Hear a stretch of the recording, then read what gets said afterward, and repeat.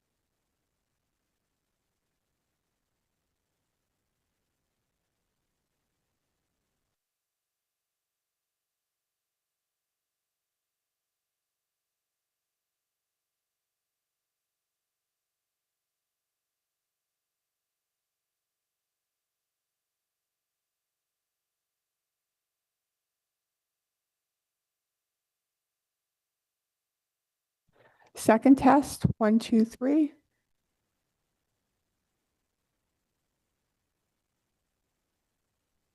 I heard that too.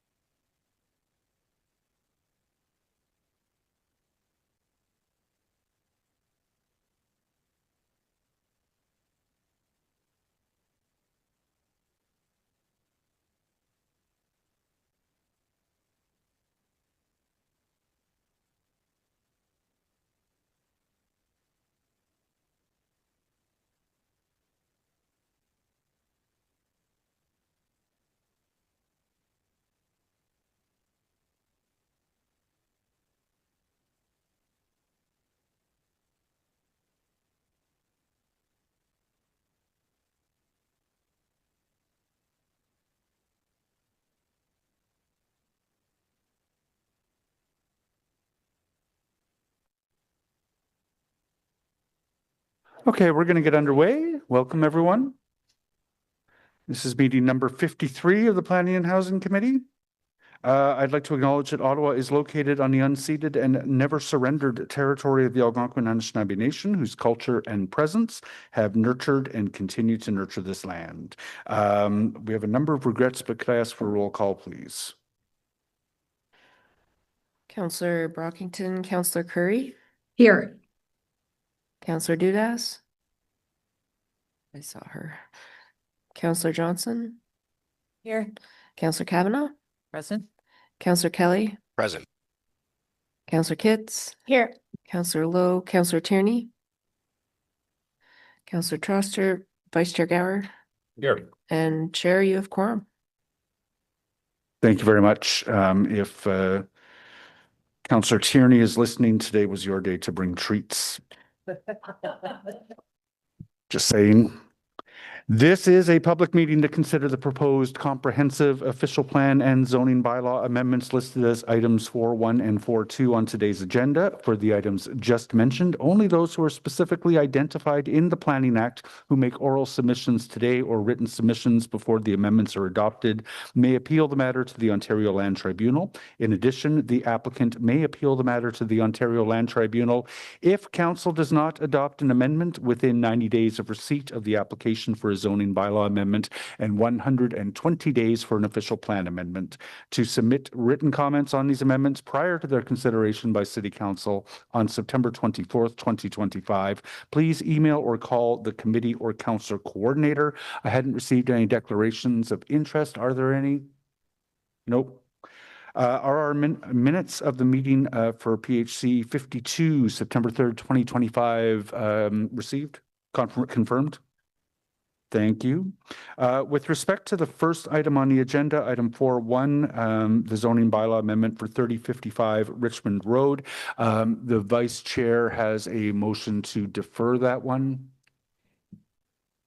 until November 5th. Is that carried? Thank you. The other substantive item on the agenda is the Stittsville South Future Neighborhood Official Plan Amendment. I hadn't anticipated a presentation on this one. Did members want to receive the presentation? I don't see that. Vice Chair Gower, did you want to address it? Yeah, I had questions for the applicant. You have questions for the applicant? I do. Okay. They are here. In that case, we'll go, can we dispense with the staff presentation and go straight to applicants? Yep. Okay.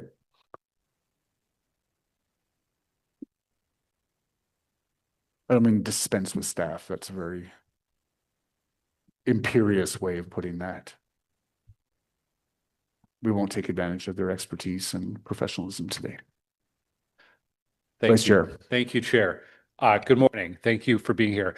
Okay, so in my councillor comments in the report, my main concern around this development was the lack of local commercial space. This is a brand new neighborhood, the first or one of the first new expansion area neighborhoods that we've had in front of committee. And it's going to be a very dense housing neighborhood, which is good. That's what our official plan wants.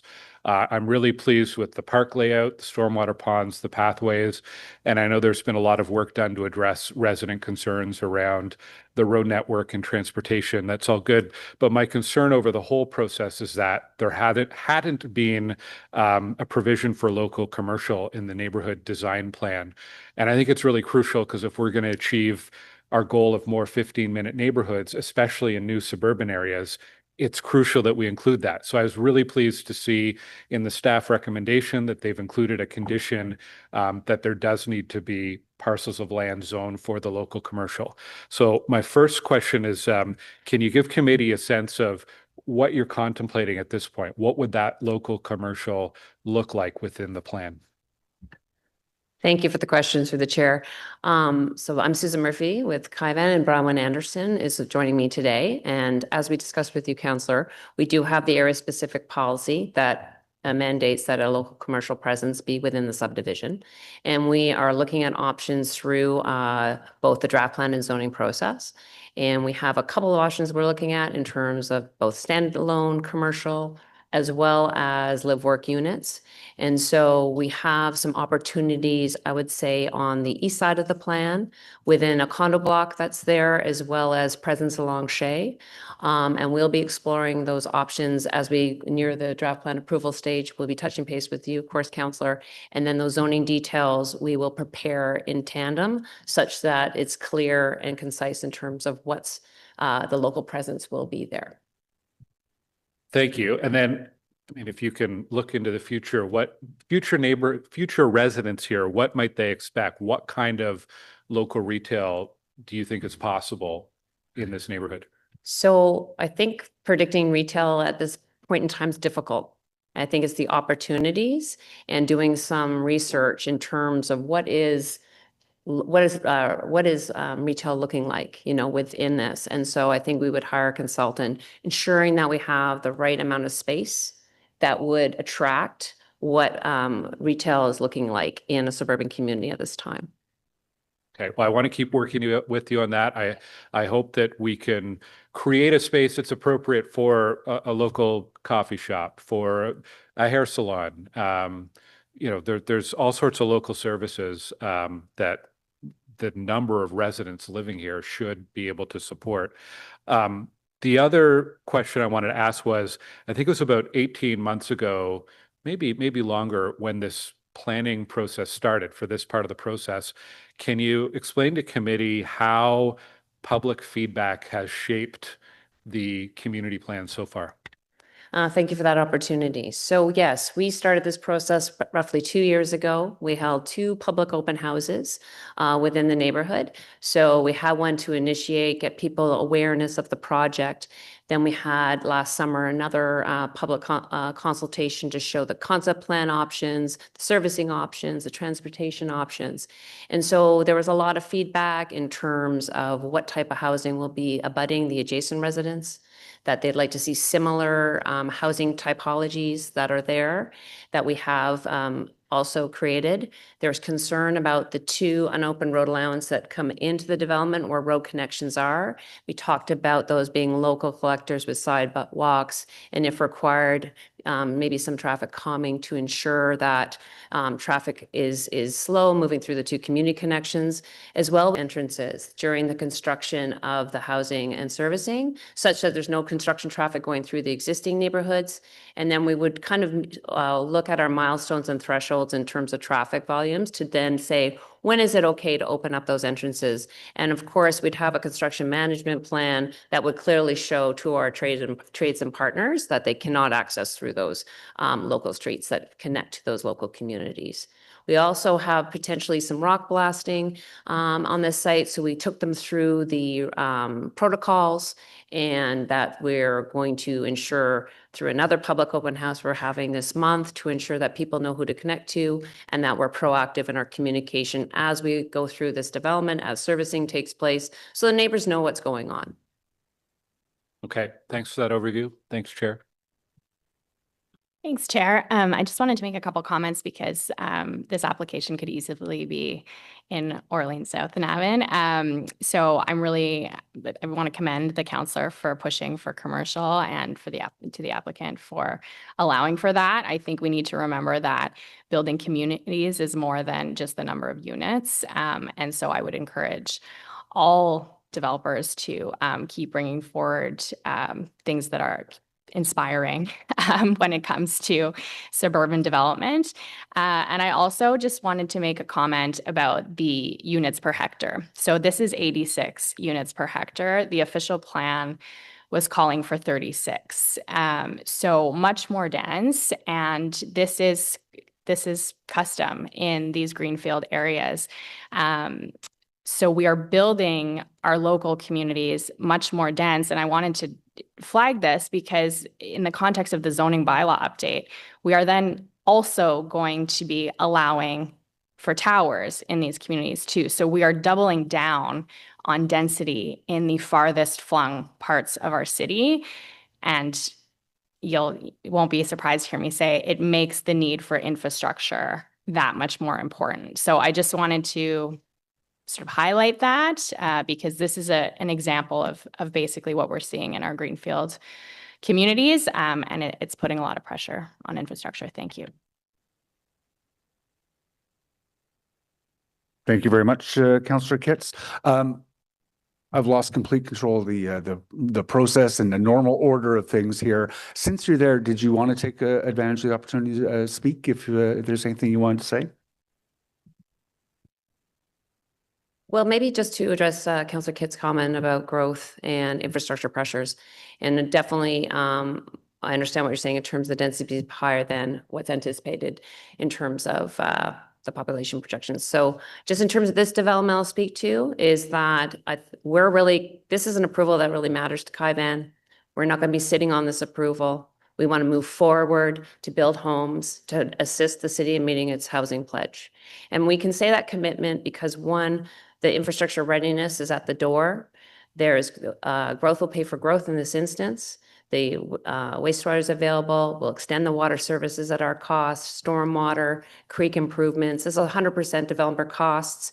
We've committed to facilitate sidewalks and fund those sidewalks on Shea and Fluellen, which we know, Catherine, we've had that issue before.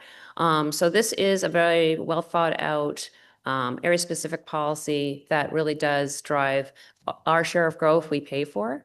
And in terms of enabling homes, we're committed to it. And I think we are committed that we will move on approvals as fast as possible. And I think that is going to really matter when we're in a housing crisis today. And because of that infrastructure readiness, as well as I want to commend the West Development Review Team. They have shown leadership, motivation, engagement, and it's been great working with them. And I think based on their motivation and our motivation, we can bring homes faster to this area. Thank you for those comments, and certainly very encouraging in terms of getting shovels in the ground. So let's get to it. Are the report recommendations approved? Carried? Thank you. We don't have any in-camera items. Are there any notices of motion for our subsequent meeting? No. Are there any inquiries? Nope.